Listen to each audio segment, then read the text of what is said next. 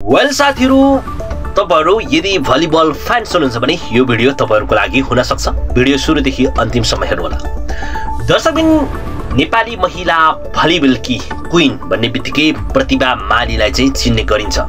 तर पछिल्लो समयमा उनी इन्जुरी कारणले गर्दा चाहिँ हामीले धेरै नै खोजिएका यी खेलाडी नेपाली कोर्टमा अथवा अन्तर्राष्ट्रिय कोर्टमा नेपाली महिला भलिबल टिमबाट खेल खेल्न सम्भव नै भएन र कहिले प्रतिभा माली अब आउँछिन् र हाम्रो नेपाली राष्ट्रिय टिमबाट खेल्छिन् भन्ने हामीले पर्खाइ धेरै लामो समयदेखि गरिरहँदाखेरि अन्ततः अब प्रतिभा माली नेपाली कोर्टमा फाइनली देखिने भएको छ, त्यो पनि यही 9 NBA कप। दर्शकबिन, यसै बीचमा पनि मैले तपाईलाई भनेको थिएँ, भिडियो पनि बनाइसकेको छु, प्रतिभा मालीको एन्ट्री हुँदैछ भने यता नेपाली महिला राष्ट्रिय भलिबल टिमकी क्याप्टेन अरुणा साईले भने चाहिँ यो खेल नखेल्ने भएकी छिन्, उनी आफ्नो कामको लागि अस्ट्रेलिया जाँदैछन्। सो यो चाहिँ अब खेल प्रतिभा मालीको चाहिँ अब दमदार प्रस्तुति सँगै न्यू डायमन्ड चाहिँ एकदमै कडा रूपमा चाहिँ अब प्रस्तुत हुँदैछ र न्यू डायमन्डको चाहिँ एकदमै कडा स्क्वाड चाहिँ बन्नेछ भन्ने कुरा चाहिँ अपेक्षा गरिएको छ। यो सँगै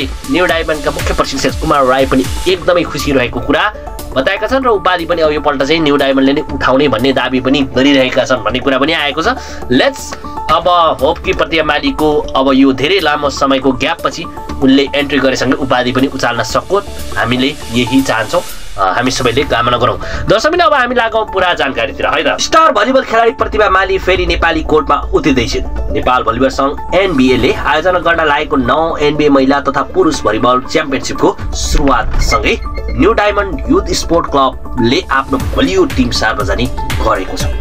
दर्शकबिन, क्लबका प्रशिक्षक कुमार राईले उपाधि पूर्ण भित्राउने लक्ष्य सहित 16 सदस्यीय टोली घोषणा गरेका छन्। उनले सहायक प्रशिक्षकमा ललिता नाथलाई निरन्तरता दिएका छन् भने टिम व्यवस्थापकको जिम्मेवारी दिनेश कुमार श्रेष्ठले सम्हाल्नेछन्। दर्शकबिन, पछिल्लो सिजन अस्ट्रेलियामा रहेको कारण प्रतियोगितामा देखिन नसकेकी प्रतिभा मालीको पूर्ण रगमनले न्यू डायमन्डलाई पूर्ण उपाधिको प्रमुख दावेदार बनाउने अपेक्षा राईले राखेका छन्। प्रतिभा फर्किएसँगै टोलीको आक्रामक अझ दरिलो बन्ने विश्वास गरिएको छ। यस संस्करणमा टिमको कप्तानी लिबेरो सलिना श्रेष्ठले गर्नेछिन्। टोलीमा राष्ट्रिय टिमका अनुभवी स्पाइकर सुमित्रा रेग्मी र सेटर प्रगति नाथको उपस्थितिले पनि सन्तुलन थपिएको छ।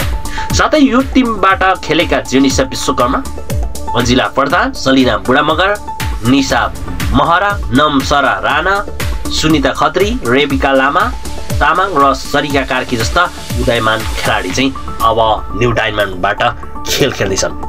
वेल साथीहरु, अब तपाईहरुलाई यसको विषयमा के लाग्छ? यो पल्ट के साँच्चै नै प्रतिभा मालीको एन्ट्री सँगै न्यू डायमन्डले चाहिँ 9 जुन NBA महिला तथा पुरुष भलिबल च्याम्पियनशिपको ट्रफी उचाल्न सक्छ त? यसको विषयमा तपाईले लागेको कुरा चाहिँ जस्तोको त्यस्तै कमेन्ट बक्समा कमेन्ट गर्नु होला भन्दै पुनः एकपटक प्रतिभा मालीको टिम न्यू डायमन्डलाई चाहिँ जितको लागि अग्रिम शुभकामना दिउँ भन्दै बिदा हुन चाहन्छु। जय नेपाल, जय नेपाल भलिबल।